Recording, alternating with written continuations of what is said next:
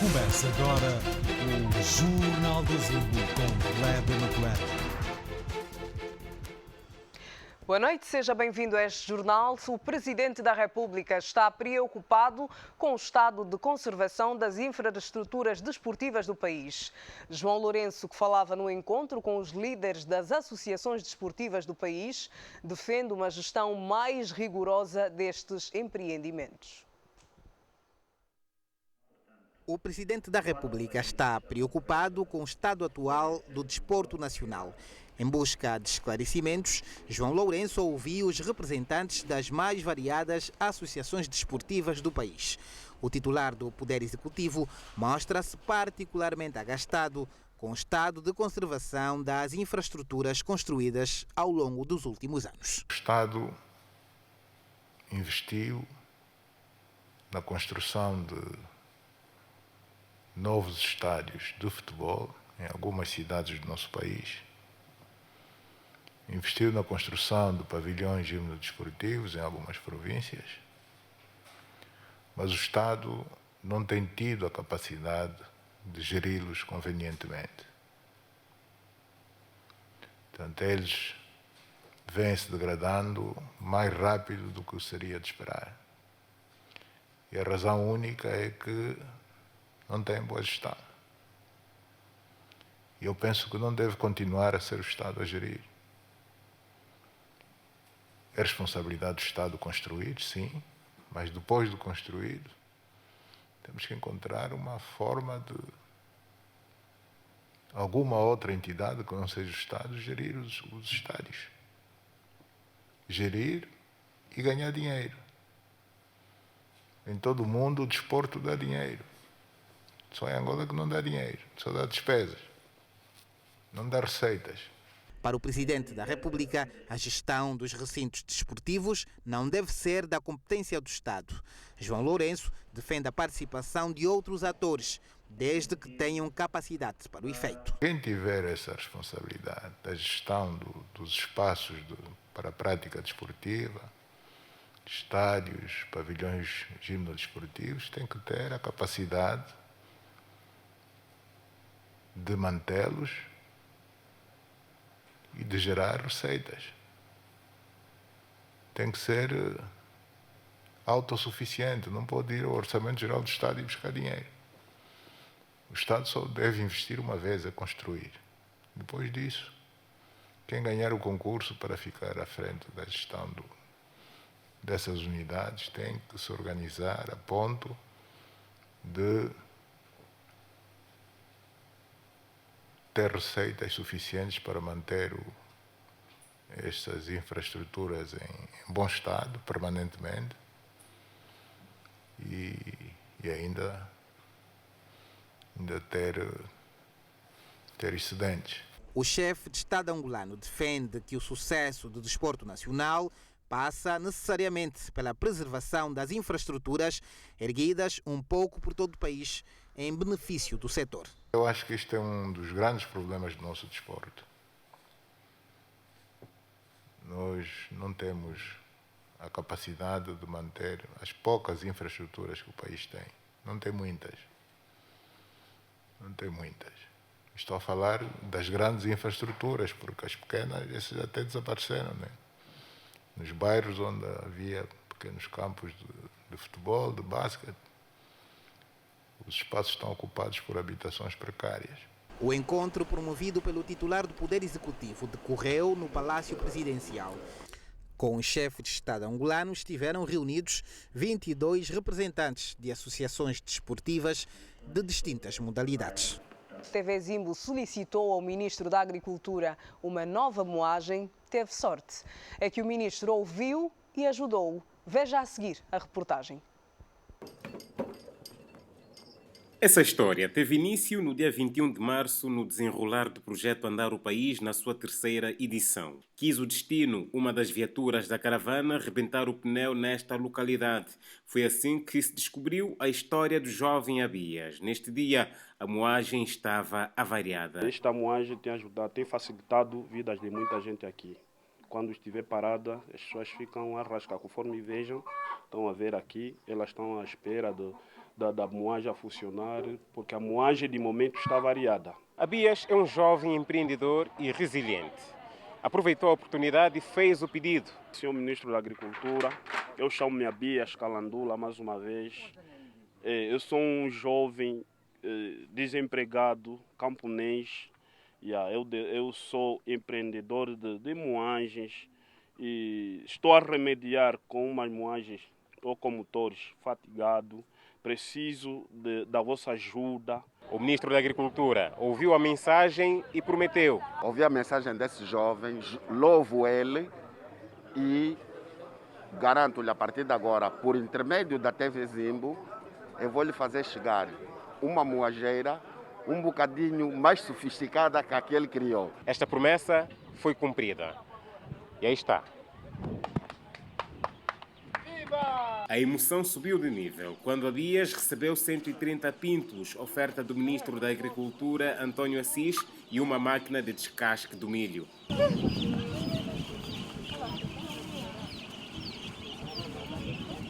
Já há motivos para sorrir, Abias? Graças a Deus, há muitos motivos.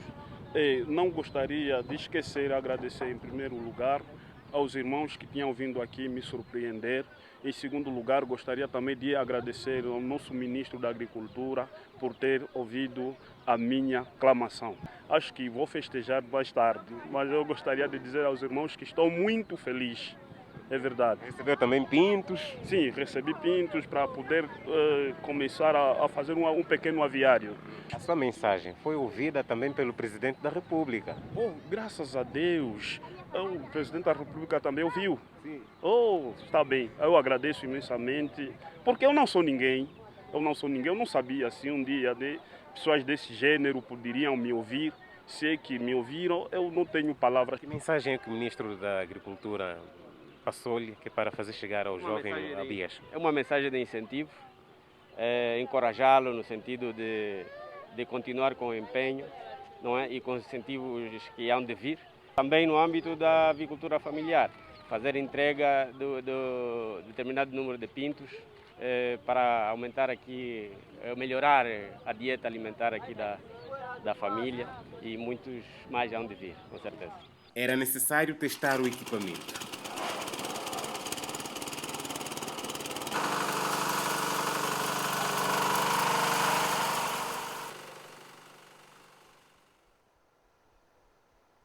Cumpriram com a vossa promessa, obrigada. Um pequeno gesto que vai fazer a diferença nesta comunidade. Agradecemos muito, temos aí galinha, a juventude não fica mais com fome. Gestos que fazem a diferença, assim se muda o país. Uma revista denominada Quilat, dedicada ao setor diamantífero, foi lançada na última segunda-feira aqui em Luanda pela Sociedade Mineira de Catoca. O ministro dos Recursos Minerais, Petróleo e Gás, Diamantino de Azevedo, que presidiu o ato, acredita que esta publicação poderá ser um veículo de comunicação com vista a melhor informar a opinião pública sobre as ações do setor. A revista Quilat pretende ser fonte credível de informação sobre o setor mineiro, contribuindo desta forma para o desenvolvimento econômico e social de Angola. Uma revista que passa, a partir do dia de hoje, a ser trazida a público de 3 em 3 meses.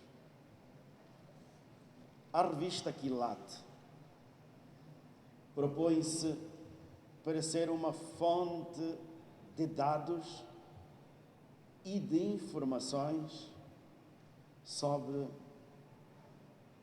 o setor mineiro e particularmente o subsetor diamantífero.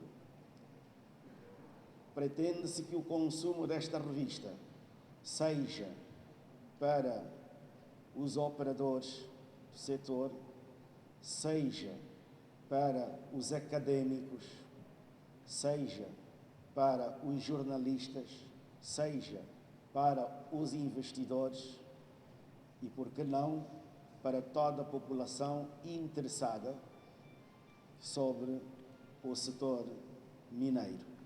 Da prospecção à exploração, a quilata apresenta-se como uma janela aberta do setor mineiro no país, mas não deixará de mostrar aos leitores o que de melhor acontece noutros mercados, trazendo sempre as principais tendências e perspectivas internacionais, as quais deverão ser analisadas tendo em conta o contexto local.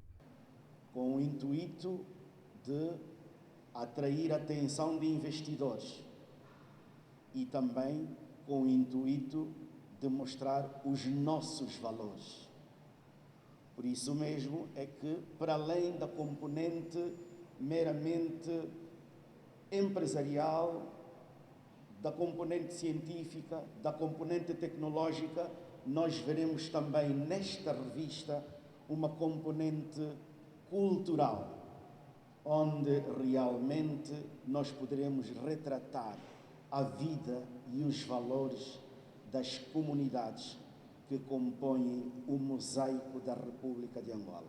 O ministro dos Recursos Minerais, Petróleo e Gás, que presidiu o evento, destacou a importância desta publicação, que entende a nível de transmitirmos a toda a sociedade a importância dos recursos minerais para o desenvolvimento do nosso país, aumentando o leque de instrumentos de comunicação que já existem no setor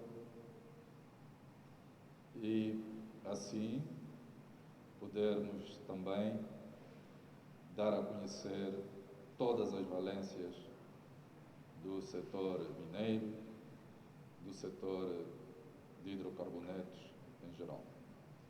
A Aquilate assume-se como uma revista plural e imparcial, um espaço de reflexão sobre os principais temas que impactam o setor mineiro e, por seguinte, a economia nacional e mundial, mas também se assume como uma plataforma de promoção das melhores práticas de gestão no setor, melhoria das tecnologias, dos recursos humanos, bem como dos projetos com forte impacto no desenvolvimento social das comunidades.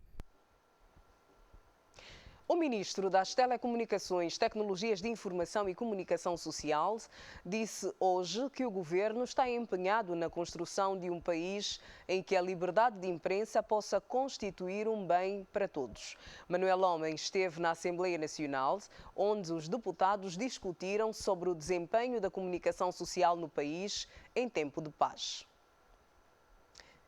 E no debate sobre o desempenho da comunicação social que teve lugar hoje no Parlamento, os partidos da oposição consideram que deve haver maior igualdade de tratamento e observância do princípio do contraditório. Foi o debate sobre o desempenho da comunicação social em tempo de paz e o líder da bancada parlamentar da UNITA que propôs o debate referiu que a comunicação social deve contribuir para melhorar o ambiente democrático de competição política leal e de respeito pelas diferenças de adversários políticos.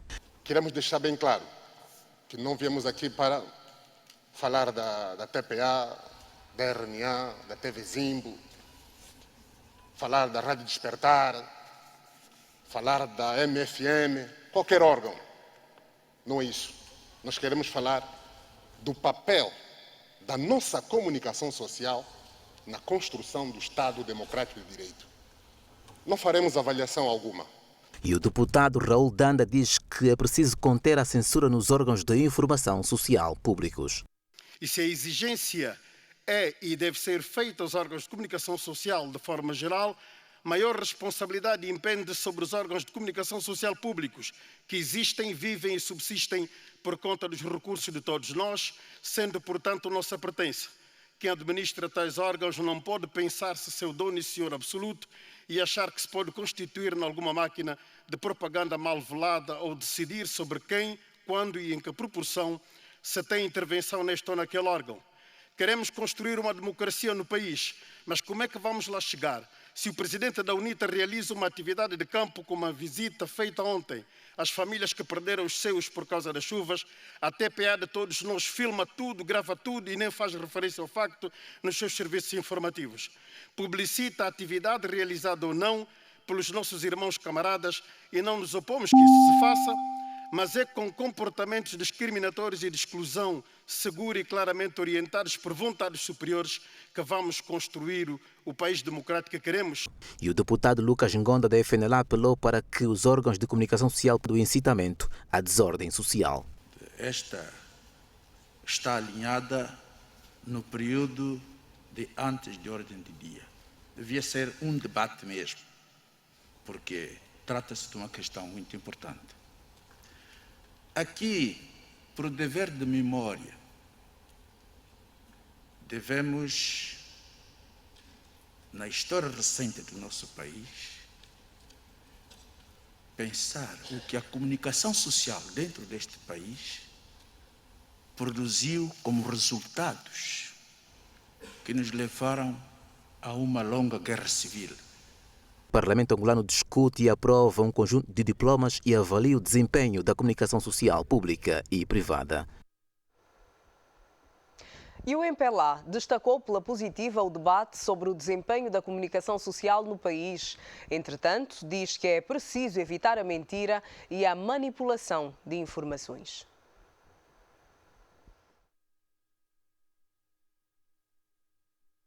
O MPLA, partido no poder que decidiu assumir o debate proposto pela UNITA, destacou pela positiva iniciativa deste confronto de ideias sobre o desempenho da comunicação social. O deputado João Pinto é pelo equilíbrio no tratamento das matérias jornalísticas. O deputado do MPLA, João Pinto, considera que não é justo que, quando se trata de uma matéria sobre a oposição, diz-se tudo e mais alguma coisa, mas quando se trata de uma matéria sobre o MPLA, tudo é dito para desacreditar. É curioso constatar que o debate sobre a comunicação social num Estado de Direito Democrático pressupõe civismo. Civismo de todos. Não é correto que alguém que está em direito, nesta Câmara, nesta audiência, todos a ouvirem, venha pedir igualdade de tratamento quando tem uma rádio, tem televisão, tem Facebook e isto é transmitido pela TPA.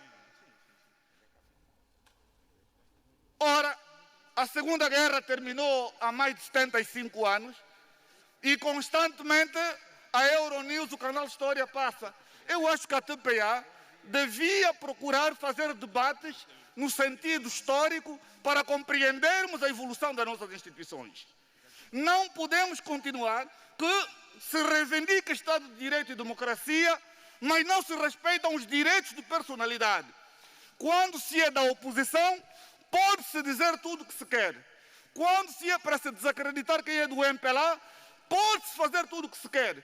Quando se trata de criticar a oposição ou um debate livre, como é que alguém disse que é democrata?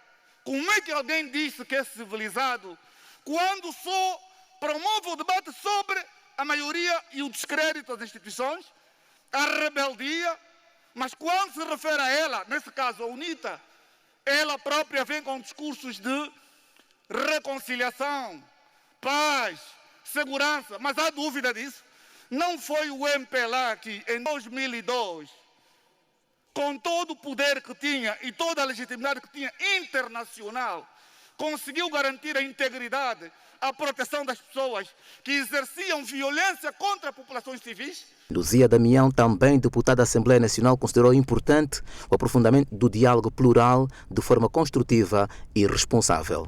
Para o MPLA, inscreve-se na visão e compromisso que assumimos com os angolanos sobre a necessidade de continuarmos a aprofundar o diálogo plural de forma construtiva e responsável, a pensar para além dos egos e interesses dos partidos políticos, no cidadão, no reforço do Estado de Direito democrático, na plena cidadania, com o foco na livre manifestação do pensamento, na criação, na expressão e na divulgação de informação sob qualquer forma, processo ou veículo, observando sempre o disposto na Constituição da República de Angola. A deputada do MPLA, que é jornalista de profissão, defendeu que os órgãos de comunicação social devem servir de meios de educação, evitar promover mentira e a manipulação de informações.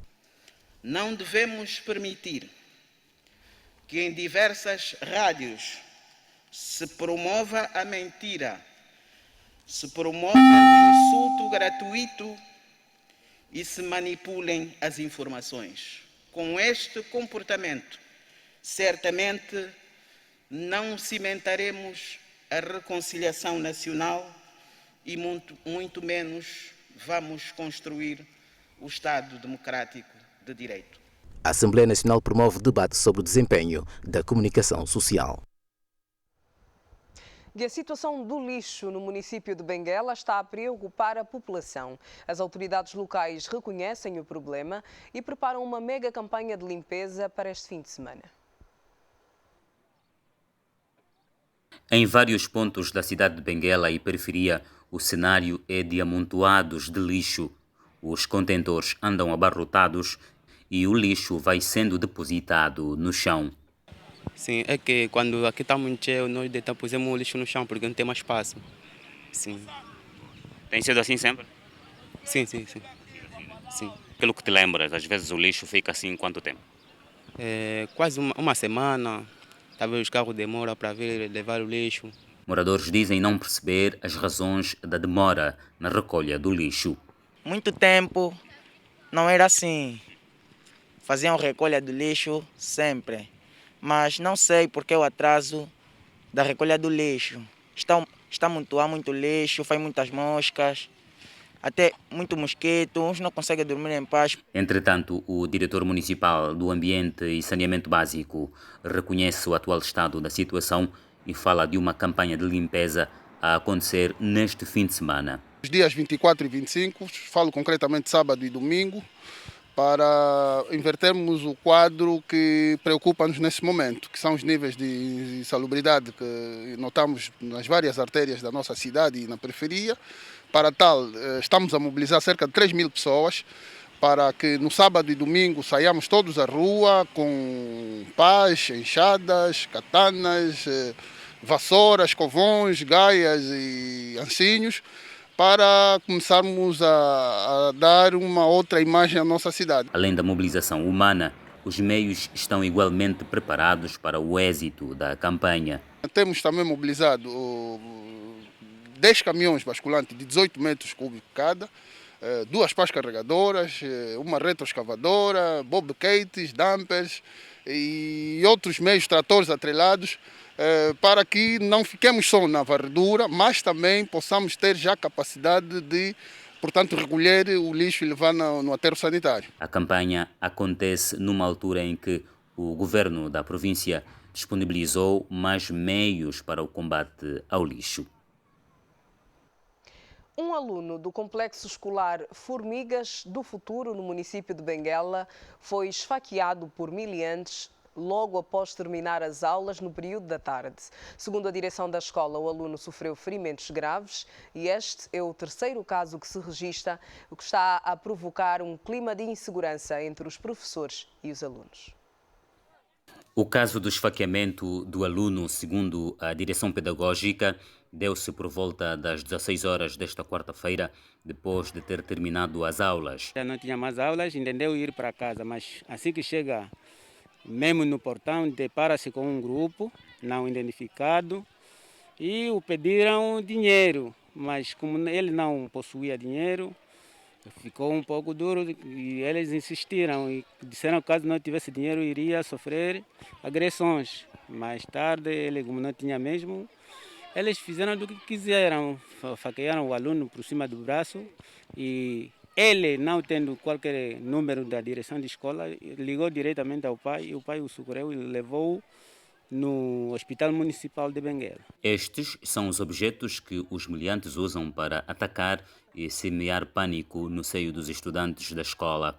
O caso desta quarta-feira foi o terceiro neste ano letivo, algo que deixa os professores apavorados. Os professores também têm corrido muitos riscos, porque os meninos, até são pequeninos, têm ficado ali mesmo no portão à espera de alguns professores ou mesmo de alunos receber um lanche. Às vezes pedem 50 kwanza, se não tiverem, recebem um telefone e batem mesmo até ferir. Nós precisamos de uma ajuda mesmo, e com urgência, porque nós professores não estamos a trabalhar nada bem. Os miliantes vandalizaram o quintal para terem a vida facilitada quanto ao acesso. A escola, apesar de contar com guardas, já fisicamente não respondem à demanda. A segurança é muito frágil porque nós apenas ficamos com os nossos guardas da empresa. Isso são pagas pela ADPP, são 4 mais velhos que estão já a trabalhar desde 1997. Até hoje nunca foram trocados, já são mais velhos. Qual é a idade média deles? A idade média deles vai aos 59 a 50. Nós queremos que os órgãos do Estado, principalmente a nossa polícia, que colocasse aqui alguns agentes que é para podermos trabalharmos à vontade. O porta-voz da Polícia Nacional em Benguela diz que o líder do grupo que tem atuado na escola é um adolescente e já está identificado.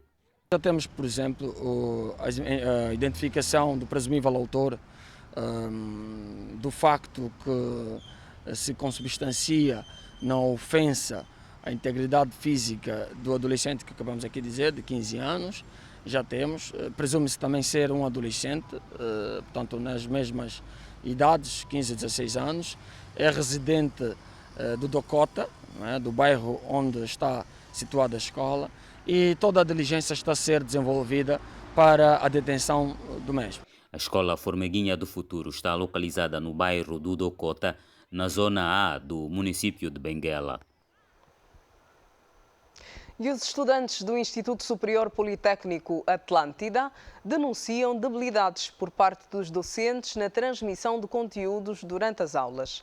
O secretário de Estado para o Ensino Superior visitou aquela instituição, tendo recomendado a aposta na melhoria da qualidade dos quadros docentes.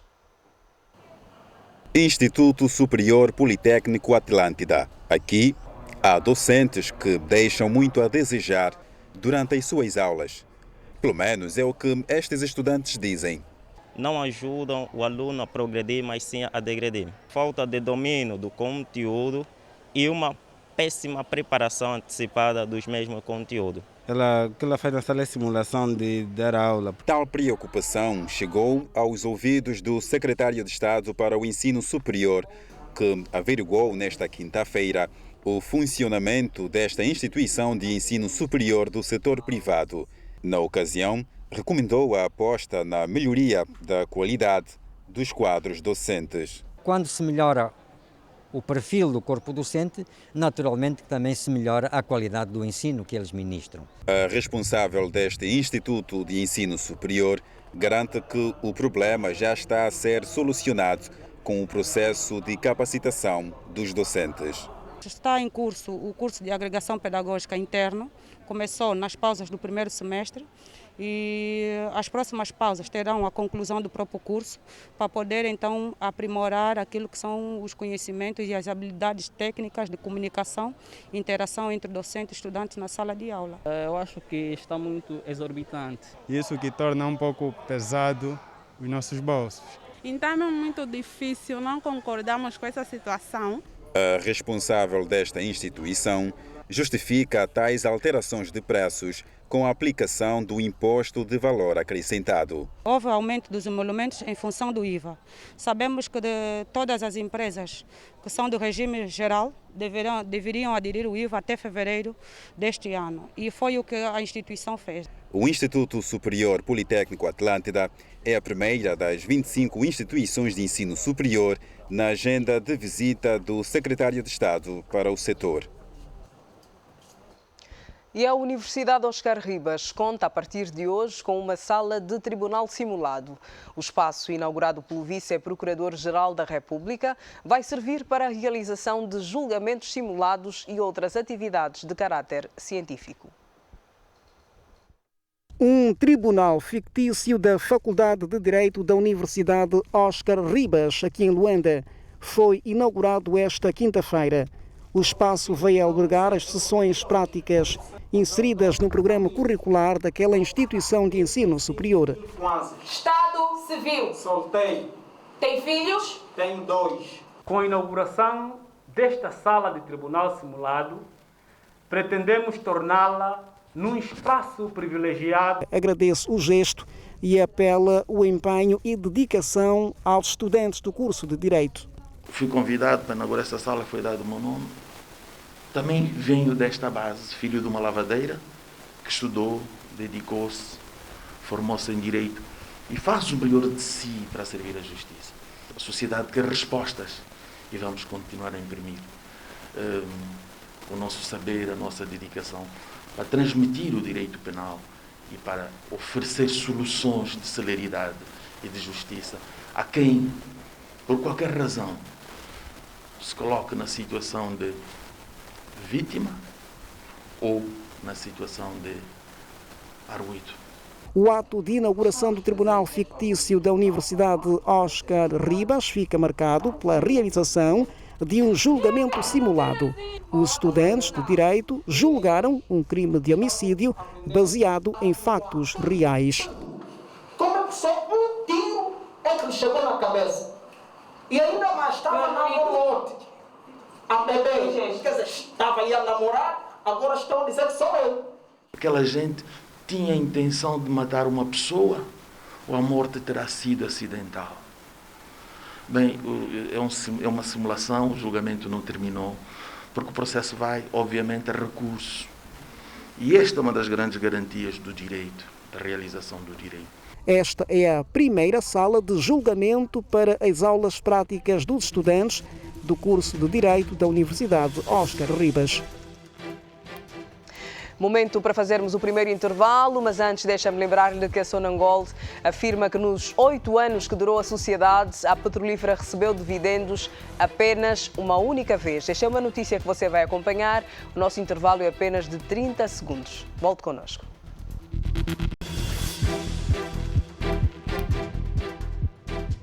Estamos de volta. O país registrou nas últimas 24 horas 168 casos novos de Covid-19, 2 óbitos e 19 pessoas recuperadas. São estes os dados, os números que vamos olhar com o Dr. Jeremias Agostinho. Boa noite, doutor. Obrigada por estar connosco. Muito boa noite, Lélia.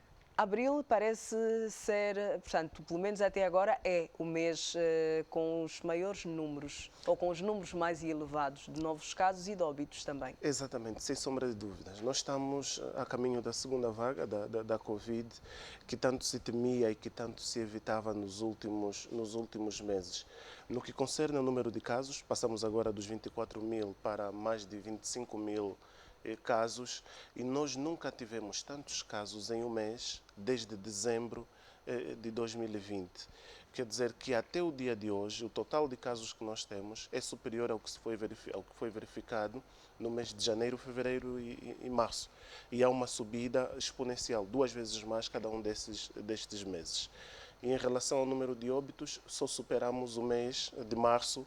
Não houve uma subida tão vertiginosa como ocorreu em outros meses. Então, nós estamos numa fase bastante preocupante e numa fase em que parece que as pessoas teimam em acatar as orientações que são passadas. Não há grandes progressos, infelizmente.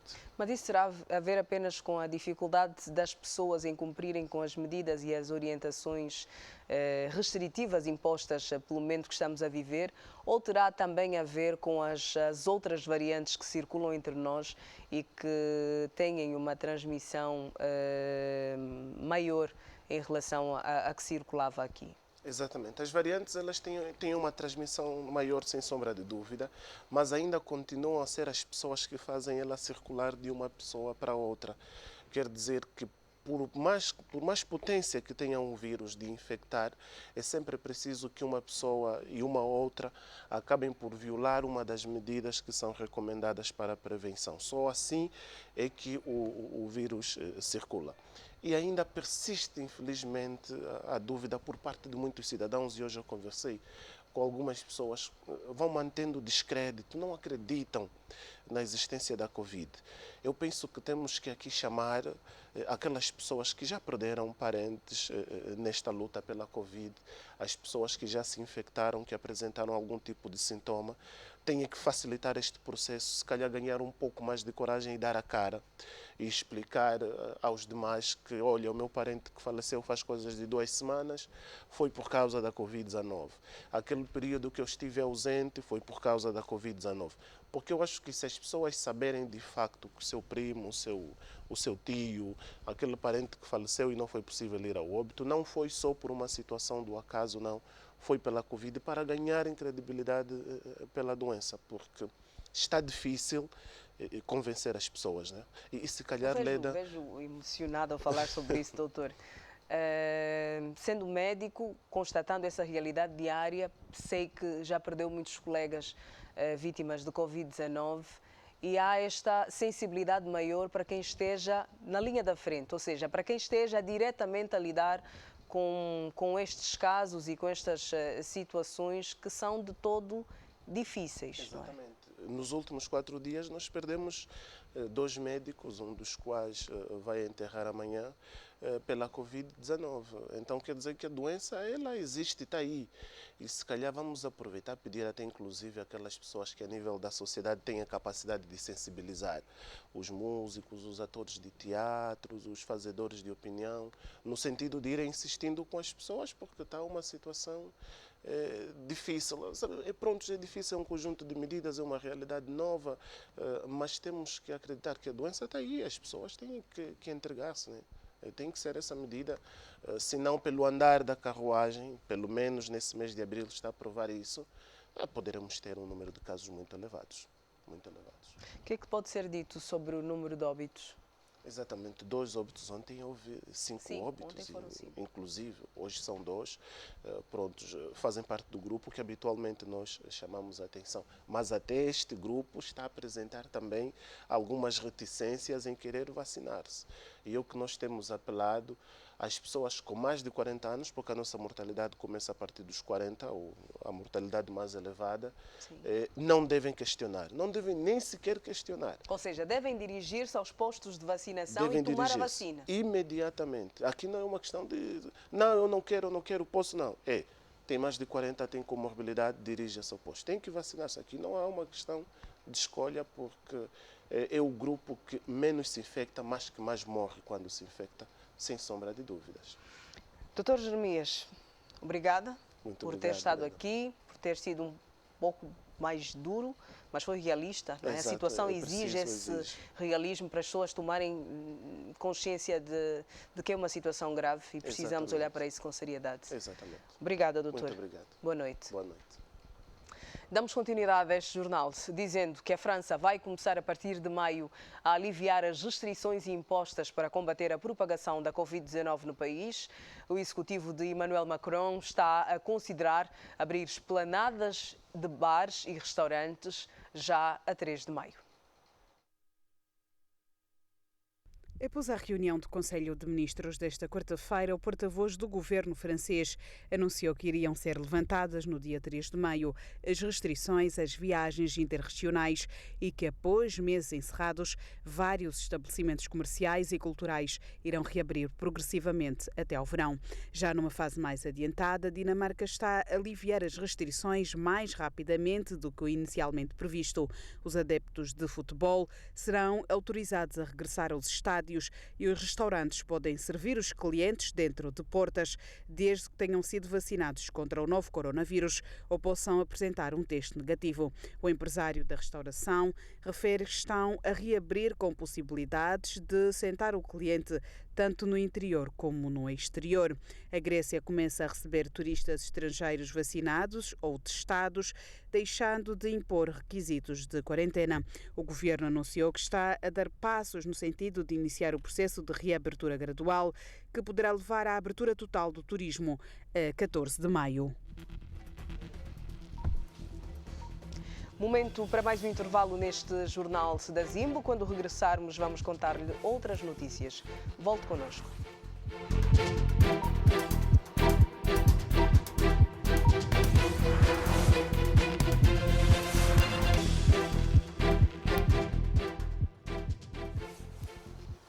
O Banco de Desenvolvimento de Angola introduziu uma nova dinâmica no crédito para a economia real que descarta o estudo de viabilidade e reduz para 40 dias o tempo de resposta à solicitação de financiamento para os jovens que queiram apostar no agronegócio. De acordo com o presidente do Conselho de Administração do BDA, a instituição que dirige conta com uma carteira de 250 milhões de dólares para financiar o agronegócio neste ano de 2021. O Banco de Desenvolvimento de Angola, enquanto instituição financeira que representa um instrumento ativo da execução das políticas do Executivo, conta com uma carteira avaliada em 250 milhões de dólares para financiar o agronegócio no presente ano.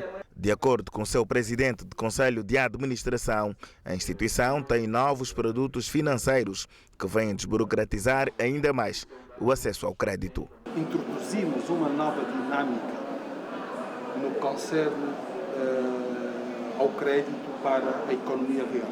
Daí dizer que os jovens, neste momento, têm uma grande oportunidade, porque o BDA, com esta nova abordagem, ou seja, com estes novos produtos financeiros que nós acabamos de lançar agora para o mercado, tem aqui uma oportunidade de aceder ao crédito sem muita burocracia e com produtos bastante específicos e adequados para o momento. Neste momento eu devo dizer que nós BDA temos uma carteira para poder financiar estes quatro produtos, né, na ordem dos 250 milhões de dólares. A nova dinâmica anunciada pelo BDA prevê o desembolso dos valores em função da dimensão das empresas, podendo variar de 5 até os 150 mil dólares. Sobretudo para aqueles jovens que já têm a sua atividade, vamos assim dizer, que já iniciaram a sua atividade, podem aceder a produtos financeiros específicos, por exemplo, para resolver o seu problema de tesouraria, para resolver o problema do seu fundo de manejo, que é o produto que nós designamos como fundo da campanha agrícola. Portanto, é um produto em que o jovem não precisa de fazer um estudo de viabilidade, é um produto em que o jovem pode recorrer ao BDA e, num período não superior a 40 dias, portanto, este é o prazo que nós temos, poder ter, portanto, a resposta da sua solicitação. Portanto, e nós aqui estamos abertos para poder atender quer o público-alvo a nível das microempresas, das pequenas empresas, das médias e grandes empresas. As declarações do PCA do BDA foram feitas à margem do fórum designado Bootcamp, o Jovem e o Agronegócios, que junta em Luanda 56 jovens das 18 províncias do país que partilham no certame as suas experiências. Zeca Siquila, produtor na província da Huila, destaca o bom ambiente para os jovens poderem desenvolver os seus negócios no setor agrícola. É uma oportunidade.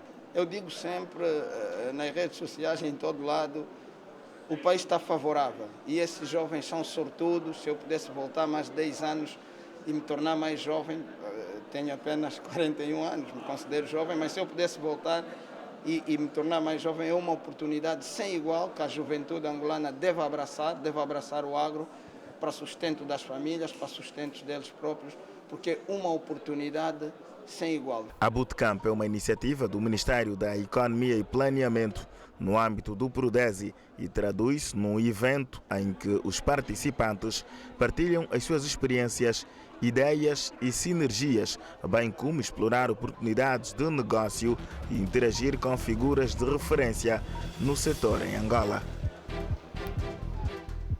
Momento para mais um intervalo neste jornal. Volte connosco.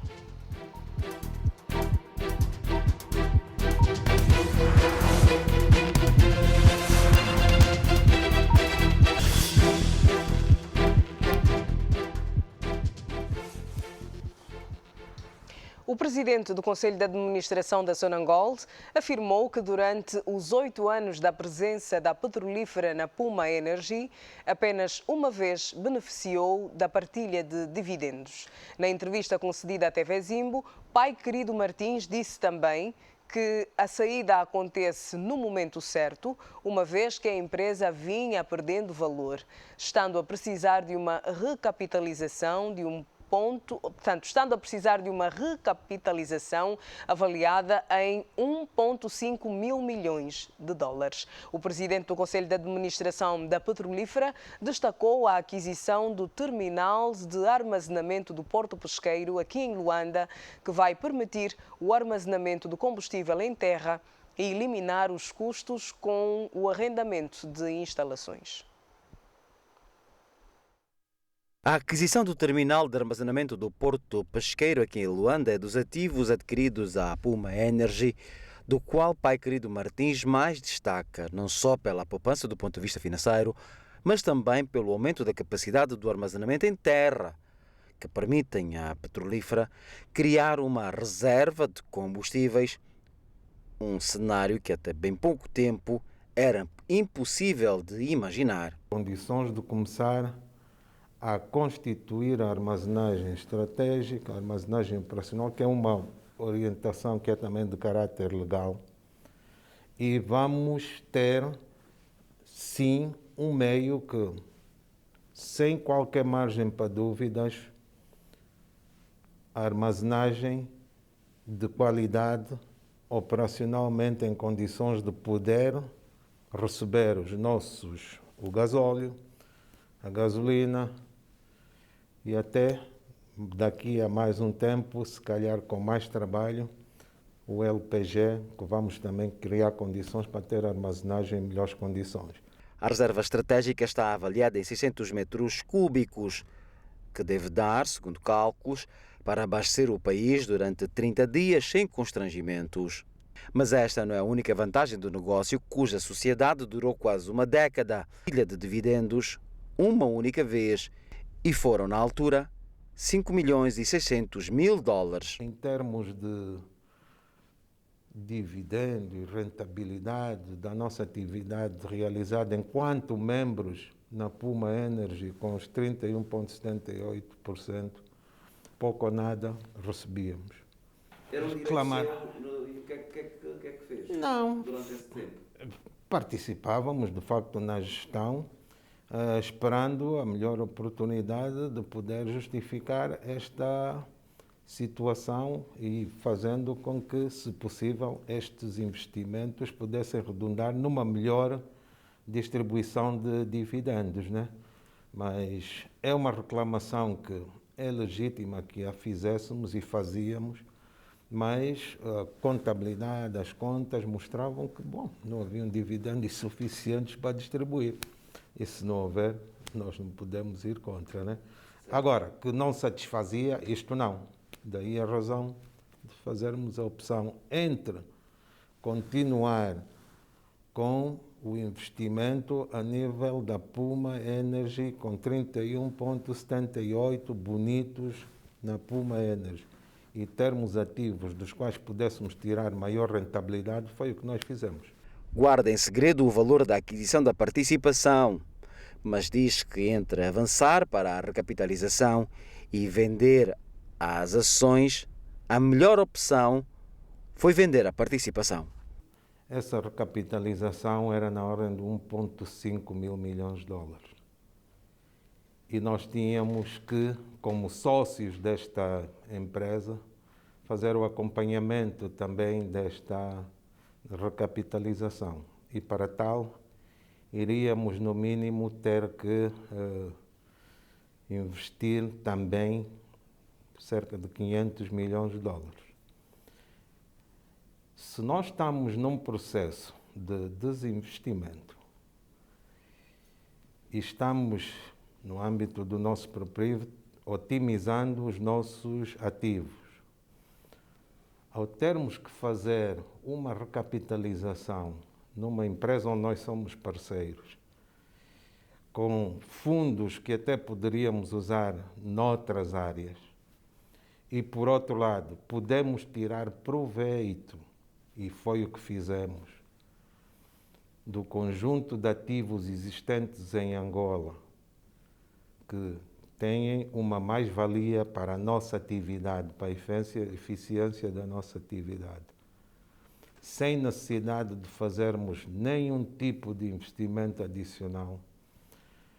Só havia mesmo uma saída, era fazer esta operação que fizemos. Nega a eventualidade de desaceleração da construção do terminal da Barra do Dande, na província do Bengo. Realça a segurança no armazenamento do combustível e a melhoria da distribuição pelo país.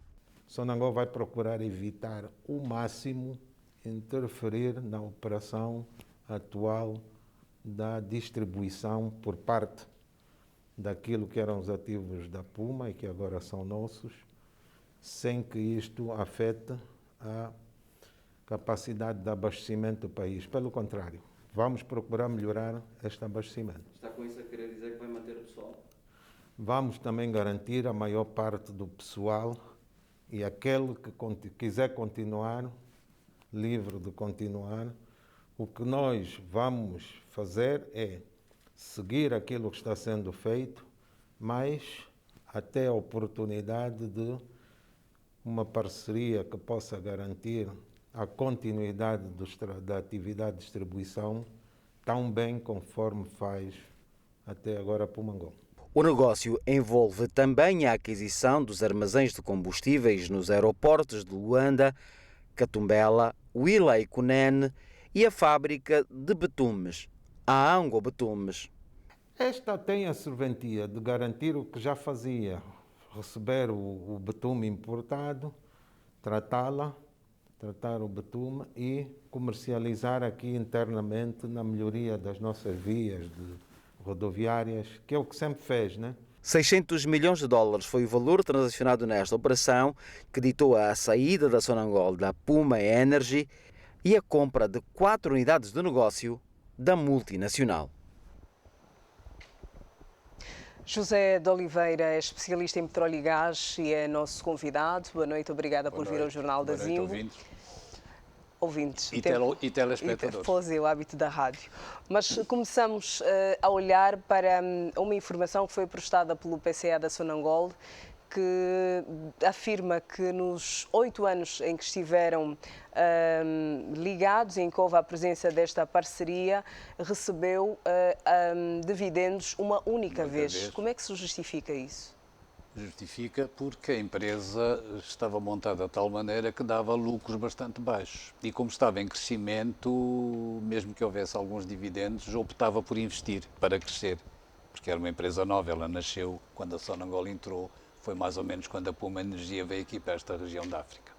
Portanto, sim, pode dizer. Foi um dos motivos, mas o negócio estava montado de uma maneira que a Puma Energia de facto tinha muito pouco, as margens de lucro da Puma Energia eram bastante pequenas. Muitas vozes se levantaram pelo facto da Sonangol ter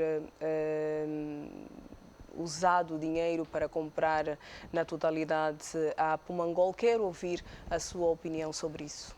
Eu acho que é a melhor saída para um mau negócio. Vamos ver. A Sonangol investiu na Puma Energia cerca de 1.000 milhões de dólares, por 2 vezes, uma vez 500 mais ou menos e depois 400. Esses 1.000 milhões de dólares, como acabamos de ver, em 8 anos deram 6 milhões de dividendos. E hoje valem, com a baixa das ações da empresa, por vários motivos, o fundamental, o Covid deu grandes prejuízos às gasolineiras e até às companhias de petróleo com produção. Portanto, os ativos onde ela pôs 1.000 milhões valem hoje 600. A empresa precisa, como está em crise, perdeu muito, os ativos baixaram muito, precisa de ser recapitalizada, é preciso investir 1.500 milhões de dólares. Parte da Sonangol, que são 32%, números redondos, dava mais ou menos 510 milhões de dólares. Ora bem, se eu já perdi 400, investi 1.000, só valem 600. E agora me pedem para arriscar mais 500, eu penso 2 vezes. Vou arriscar ou não vou? Há negócios em que a gente sabe que poderia ir ganhar e recuperar aqueles 400 e não perder esses 500. O negócio da maneira que está, que é só distribuição, não garante isso. Portanto, a única opção que a Sonangol tinha, e é preciso olhar que a Sonangol está em reestruturação, vai ter de vender ativos, mesmo da produção, para acabar com as dívidas. A Sonangol tem dívidas que não devia ter, nomeadamente para com as companhias operadoras em Angola e com os fornecedores de combustível. e isso passa 1.000 milhões. Portanto, não tinha lógica a Sonangol agora ir ao mercado buscar 500 milhões para investir num negócio onde ela já perdeu 400. Portanto, a única saída possível era esta. Bem, e é uma saída, pronto, que o prejuízo fica, os 400 perdeu de coisa, mas compra ativos que funcionam bem, toda a gente sabe que a Pumangol funciona bem. Os ativos, os mais importantes, são novos. A estocagem, a grande armazenagem do Porto Pesqueiro é um ativo novo, começou a trabalhar o ano passado e está bem construído e tem um valor de facto bastante grande. Angop Tumes funciona, as instalações de Malães de estocagem funcionam, portanto, e a Pumangol, como gasolineira, funciona. Portanto, tendo ficado salvaguardados os empregos, ficam também gastos permanentes com o salário e a manutenção deste pessoal. A nível de a gasolineira, em Angola, como as margens são grandes, não dá prejuízos. A Pumangol tem umas margens de trabalho, de revenda boas, portanto é uma empresa sólida, Sonangol não precisa de pôr lá dinheiro para pagar salários, eles pagam-se os salários com a atividade da empresa. O facto da Sonangol estar representada em todo o país e agora com a Pumangol também, não acredita que exista a duplicação de meios com a aquisição destas bombas da Pumangol? É verdade que nos principais sítios estão os dois. Ora bem, a Sonangol adotou uma estratégia de que vai manter a Pumangol tal e qual ela está, não a vai fundir com a distribuidora, e vai manter porquê? Primeiro porque ela funciona bastante bem. Aliás, é preciso dizê-lo, a Pumangol tem mais rendimento por posto de venda de combustíveis que a Sonangol, em média nacional. É verdade que a Sonangol também tem bons postos, que tem um grande volume de vendas, mas em média nacional a Pumangol tira mais rendimento das bombas do que a Sonangol. Portanto, vai mantê-la independente. E vai mantê-la independente para quê? Como, aliás, o G. Gaspar referiu. Para ou vendê-la a uma companhia de petróleos que queira vir para o mercado interno, a estrutura está montada, ou então fazer uma privatização parcial, que até pode ser feita em kwanzas para os angolanos, porque o que há para investir em dólares na Pumangol está feito, está investido. Portanto, as bombas, o negócio da gasolineira, portanto, a Sonangol não vai vender com certeza a estocagem, porque precisa dela, e não tem a do Dande, não vai vender a estocagem de Malães, não vai vender com certeza a Angop Tumes, pelo menos para já, mas pode vender a Pumangol inteira naquilo que diz respeito às bombas de gasolina. Ou pode privatizar e, repito, como o investimento está feito em divisas, até pode privatizar em kwanzas, portanto os angolanos que tiverem dinheiro podem se candidatar.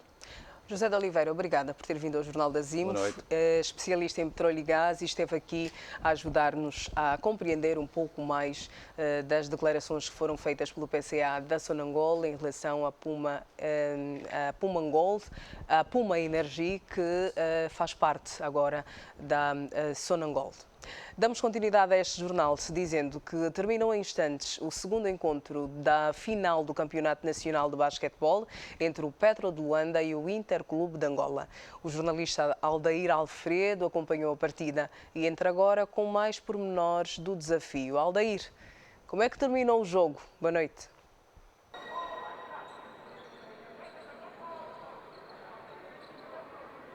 Boa noite, Leda. Boa noite, Angola. De facto, já terminou a partida entre Petro Atlético e Interclube. Segundo jogo, o Petro venceu por 104-65. Foram 39 pontos de diferença, que chegou até a estar a 47 pontos de diferença, onde o técnico do Petro Atlético, José Neto, deu-se ao luxo de, no terceiro e no quarto período, praticamente não usar as suas principais unidades. Pouca história, então, temos a dizer deste duelo, em que o Petro faz 2-0 e, se voltar a vencer no próximo jogo, será disputado no pavilhão principal da Cidadela no próximo sábado. O Petro irá fazer 3-0, então irá sagrar-se campeão nacional, revalidando o título que está em sua posse. Esta é a história possível aqui do pavilhão Arena do Quilamba, onde o Petro, sem muita história, vergou o Interclube por 39 pontos de diferença. Repetimos, Petro de Luanda 104, Interclube 65,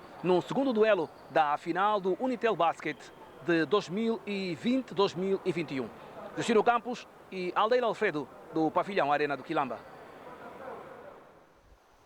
Obrigada, Aldeira Alfredo, a partir do Arena do Quilamba, onde o Petro de Luanda venceu o Interclube.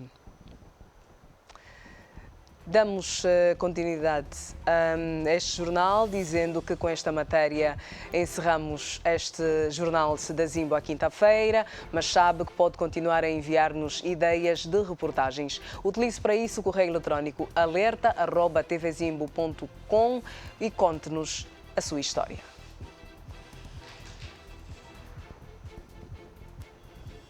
Por hoje está tudo dito. Agradecemos a preferência e a fidelidade à TV Zimbo e fazemos votos de que tenha a continuação de uma ótima noite. Boa noite.